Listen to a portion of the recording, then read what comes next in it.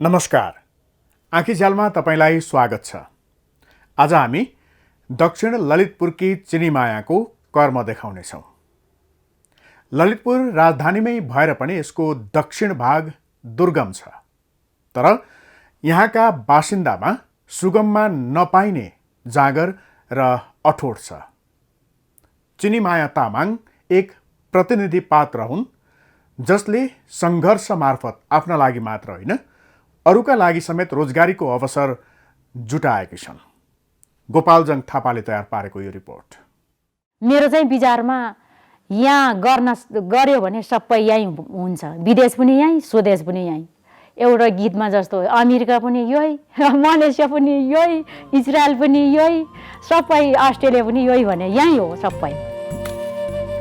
एउटा दुर्गम गाउँकी चिनीमाया तामाङमा यति ठुलो आत्मविश्वास फलाउनुको पछाडि गाउँ जताततै मिल्किएको एउटा झार हो भन्दा पत्याउने कमाइ होलान्। तर अङ्ग्रेजीमा फ्रेग्रेन्ट विन्टरग्रिन भनिने यही झार हो जसले चिनीमायाको जीवन कायापलट गरिदिएको छ। हामी कहाँ धसिङ्ग्रे भनिने यो झारको बोटानिकल नाम गौलेरिया फ्राङ्ग्राङ्टिसिमा हो भने यसलाई संस्कृतमा चर्मपत्र, हेमन्त हरित, नीलफल, श्वेत पुष्प लगायतका नामले चिनिन्छ। यसका फाइदाको सूची चाहिँ निकै लामो छ। ललितपुरको महाङ्काल गाउँपालिका वडा नम्बर 2 की चिनीमाया तामाङ यही झारलाई जडीबुटीमा परिणत गर्छिन् आफ्नो जयबुद्ध जडीबुटी प्रशोधन उद्योगमा। विक्रम सम्वत 2064 सालमा झन्डै 6 लाखको लागतमा गाउँमै स्थापना भएको उद्योगको मुख्य उत्पादन हो धसिङ्ग्रेको तेल। सबभन्दा खुसी त गाउँलेलाई रोजगारी दिन पाइयो। अनि पहिला अब कहिले इँटाभट्टा पुग्ने, कहिले चाहिँ कता पुग्ने, कहिले कता गिटी कुट्न पुग्नुपर्ने, हरेकहरू किसिमको दुःखहरू थियो। चिनीमायाको सङ्घर्षले अहिले उनका दुःखका दिनहरू सकिएका मात्र छैनन्, स्थानीयलाई आय आर्जनको अवसर दिन सक्षम भएकी छिन्। जेठदेखि माघ महिनासम्म धसिङ्ग्रे सङ्कलन गरी यसबाट तेल उत्पादन गरिन्छ। यस अवधिमा दक्षिण ललितपुरको कुञ्जुसम र महाङ्काल गाउँपालिकाका 100 भन्दा धेरै स्थानीयले यही धसिङ्ग्रे सङ्कलनदेखि उद्योगसम्म काम पाउँछन्। पहिलाको अवस्था त साह्रै नाजुक हो नि त। कबाट अब कतैबाट वर्षमा एकचोटि आउँथ्यो, होइन, दसैँ आएपछि मात्रै। अनि पहिलाभन्दा त निकै परिवर्तन पनि छ, पैसा पनि छ। तीज आउँछ, तीजलाई अब लुगा धागो, चुराहरू, अब यसो जुत्ता चप्पलहरू, अब कोही दिन यसो बच्चाहरूलाई स्कुल जाँदा अब यसो एउटा सिसा भएन भन्दाखेरि झिकेर दिन पाइन्छ आफूसँग भएदेखि। अब एउटा कापी किनिदिने त्यस्तै नै हो। यो हामीले दिनको 50-60 किलो जति काट्छौँ। अनि हामीले एक लटमा पैसा लिँदाखेरि 8-9 हजार जति लिन्छ होला। यसो आम्दानी छैन, लकडाउन भइरहेको छ, अलिअलि तेल मसला खाल्नु, बालबच्चाहरू पाल्नुलाई हुन्छ कि भनेर हिँडेको। वनमा सहजै पाइने धसिङ्ग्रेलाई विगतमा स्थानीयले वस्तुभाउका लागि घाँस बनाउँथे, तर अचेल अवस्था फेरिएको छ। यहाँका वन जङ्गलमा पाइने धसिङ्ग्रेमा पैसा फलेको छ। यसपालि प्रति किलो 7 रुपैयाँका दरले धसिङ्ग्रे सङ्कलन कार्य भइरहेको छ। वनमा निशुल्क पाइने धसिङ्ग्रे स्थानीयहरूको आर्थिक उपार्जनको स्रोत बनेको छ। धेरैजसो महिलाहरू यसबाट लाभ लिन सफल भएका छन्। अब फुर्सदको समयमा अब यो वनमा त्यतिकै कुहिएर गइरहेको धँसियारे होइन, काट्ने ओर्ने ल्याउने गर्छौँ। हामीलाई यहाँबाट पनि राम्रै भएको छ। त्यताको काम भ्याएर हामी घर खर्च चाहिँ यो धँसियारे काटेर पुऱ्याउँछौँ। हामीसँग 2-5 रुपियाँ कुनै दिन खाँचो हुन्छ, उतेतासम्म खोल्या छ, 50 रुपियाँ तो तिर्न नि पाइयो। अब त्यता यसो अब चुरा लाउन जाउँ, बजारतिर जाउँ न, एउटा केही सानतिनो कपडा ल्याउँ लाउँ भनेर अब त्यही लाउँ न। अब यहाँ हामी आएर काम गरेपछि त अब त्यो छ कि भनेर सोध्नु नि पर्यो, उहाँहरूले दिनुहुन्छ। अब हामी गएर दुःख गरे अनुसारको अब आफूले गरे मिहिनेत अनुसारको फल हामी लिएर अनि हाम्रो एउटा सानतिनो घर जोटार्छौँ। दक्षिण ललितपुरका 12 भन्दा धेरै सामुदायिक वनहरूमा धसिङ्ग्रे उत्पादन हुँदै आएको छ। गाउँमा सञ्चालित उद्योगले धसिङ्ग्रे खरिद गर्न थालेपछि विगतमा कोहिएर जाने धसिङ्ग्रे अचेल सामुदायिक वनहरूका लागि पनि आम्दानीको स्रोत भएको छ। यसले उपभोक्ताहरूलाई वन संरक्षणसँगै यसको प्रवर्धनमा हौसला थपेको छ।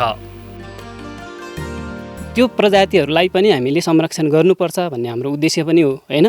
र त्यसका लागि चाहिँ हामीले हाम्रो वन क्षेत्रलाई पनि विभिन्न ब्लकहरूमा विभाजन गरिएको छ र त्यो ब्लकहरू मध्येबाट पनि कुन चाहिँ ब्लकबाट त्यो त्यस्ता पदार्थहरू निकाल्ने हैन भन्ने कुरा हुन्छ र त्यही अनुसारले हामीले त्यसको संरक्षण पनि गर्छौँ र हामी गरिरहेका छौँ र त्यसको उपयोग पनि गर्ने प्रयत्नमा हामी लागेका छौँ।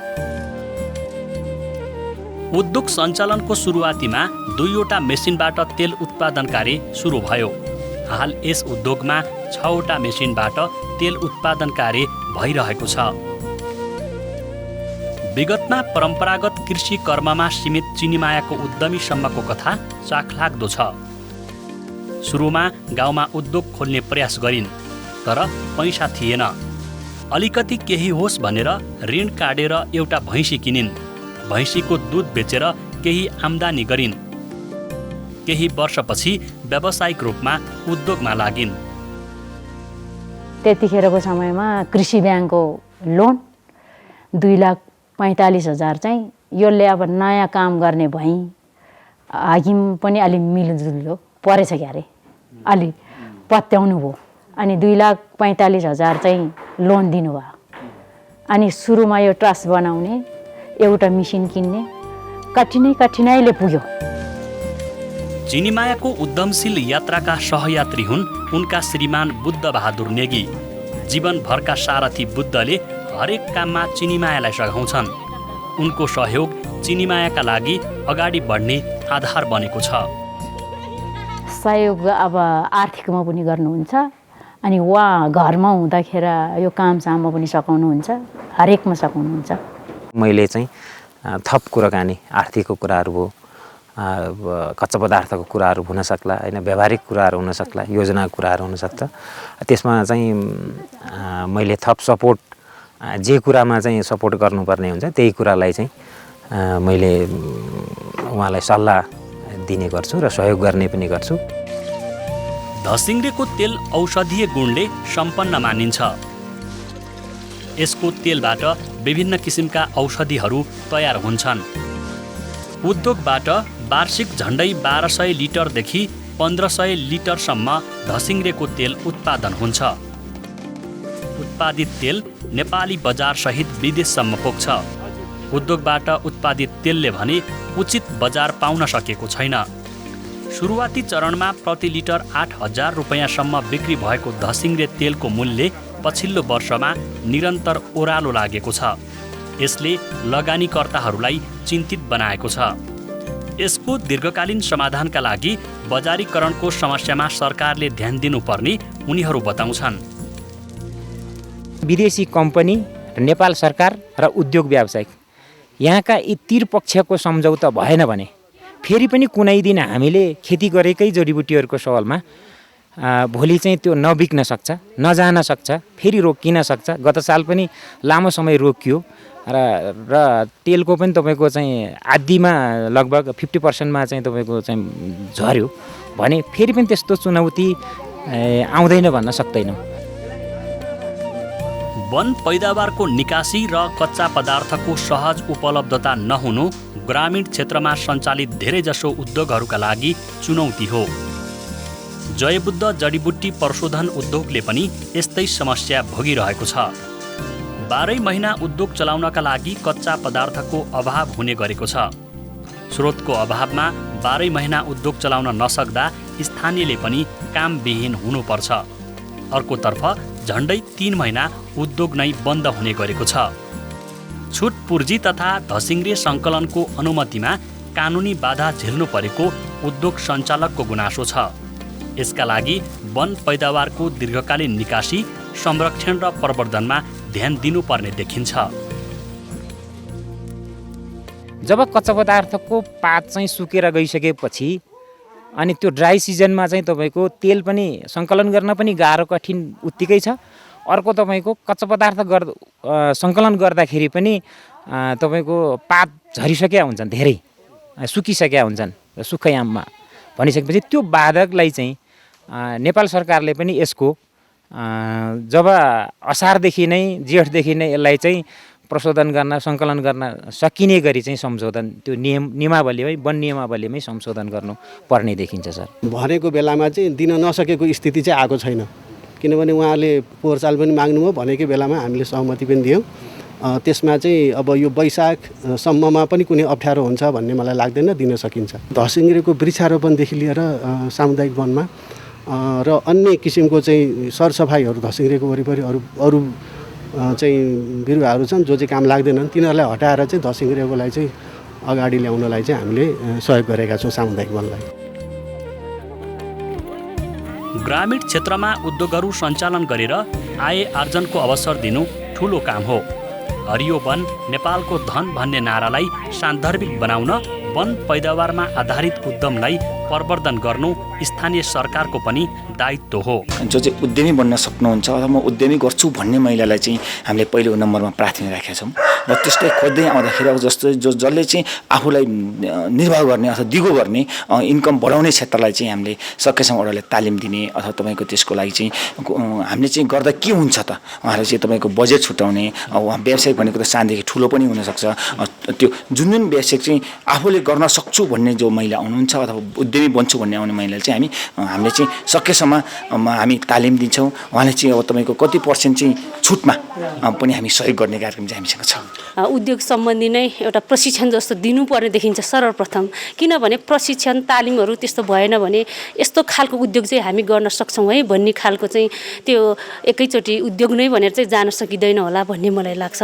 त्यस कारणले गर्दा चाहिँ हामीले यसपालि अब हाम्रो लगभग 3 वर्ष जान लागिसक्यो र यसमा चाहिँ हामीले एउटा उपाध्यक्ष उद्यमशीलता कार्यक्रम राखेका छौँ र त्यो कार्यक्रम मार्फत चाहिँ विभिन्न उद्योग सम्बन्धी तालिम दिने र केही उपकरणहरू पनि साझेदारीमा वितरण गर्ने भनेर हामीले एउटा कार्यक्रम तय गरेका छौँ। चिनीमायाले आफ्नो मेहनत र सहयोगी संस्थाहरूबाट प्राप्त ज्ञान सिपको सदुपयोग गर्दै 25 लाखको लागतमा 2076 सालदेखि इन्द्रा हाते कागज उद्योग पनि सञ्चालनमा ल्याएकी छिन्। स्थानीय स्तरमा उपलब्ध कच्चा पदार्थ र श्रमको उपयोग गर्दै जापानिज र नेपाली प्रविधिबाट नेपाली कागज उत्पादनमा सक्रिय छिन्। उद्योगलाई चाहिने आवश्यक कच्चा पदार्थ लोक्ता र अर्गेली आफ्नै बारीमा लगाएकी छिन्। अरू आवश्यक थप कच्चा पदार्थ स्थानीय सामुदायिक वनहरूबाट ल्याउने सहमति गरिएको छ। उनले स्थानीय स्तरमा उपलब्ध कच्चा पदार्थ र श्रमको उपयोग गर्न जाने पैसा कमाउनकै लागि विदेशिनु पर्दैन भन्ने गतिलो प्रमाण प्रस्तुत गरेकी छिन्। महिलाले गर्यो भने हरेक गर्न सकिन्छ। अब पाइलटहरू भइरहेछ है, हरेक अब बन्यो के अरे आफ्नो विचार हो सबै। ग्रामीण क्षेत्रमा प्रविधिको अभावले पनि शारीरिक श्रम धेरै गर्नुपर्ने बाध्यता छ। तर ऊर्जामा आधारित यस्ता उद्योगलाई प्रविधि मैत्री ढङ्गले स्तरोन्नति गर्दै जाँदा महिला सशक्तिकरणमा पनि थप टेवा पुग्न सक्छ। उनीहरूले जुन प्रयोग गर्ने प्रविधि हो त्यो प्रविधि नै महिलामुखी हुनु पर्यो। त्यो प्रविधि महिलामुखी भइसकेपछि तपाईँको ऊर्जाको चाहिँ नि समस्या आउँदैन हैन। समस्या आउने भनेको चलाउनु पर्ने प्रविधि नै हो। त्यो चाहिँ नि जसले प्रयोग गर्छ उसलाई चाहिँ नि सहज किसिमले चलाउन सक्ने हुनु पर्यो। ऊर्जा चाहिँ नि अब तपाईँको नवीकरण होस् अथवा विद्युतीय होस्, त्यसले चाहिँ नि प्रविधि सञ्चालन गर्न चाहिँ नि सुटेबल हुनु पर्यो, म्याचिङ हुनु पर्यो। वन तथा कृषिमा आधारित ग्रामीण उद्योगहरूले देशको समग्र आय स्रोत नै वृद्धि गर्न सक्छन्। स्थानीयले पनि गाउँमै रोजगारी पाउँछन्। स्थानीय स्तरमा उपलब्ध कच्चा पदार्थको सदुपयोग पनि हुन्छ। त्यसैले नेपालका तीनै तहका सरकार तथा सरोकारवाला निकायले वन पैदावारमा आधारित ग्रामीण क्षेत्रका उद्योगहरूको दीर्घकालीन योजनासहित प्रवर्धन गर्न आवश्यक छ। यसो गर्न सके तपाईँ हाम्रै गाउँघरमा पनि धेरै चिनीमायाहरू जन्मिन सक्छन्। अनि पैसाको अभावमा श्रम बेच्न विदेशिनु पर्ने बाध्यता पनि हट्नेछ।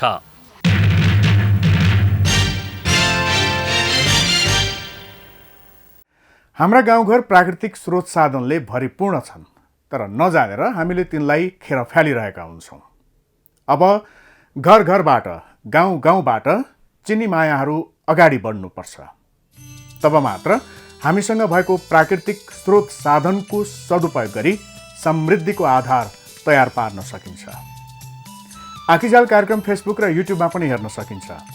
हाकाहाकीonline.com मा आँखीजाल हेरी त्यसै मार्फत सुझाव तथा प्रतिक्रिया पठाउन सकिन्छ।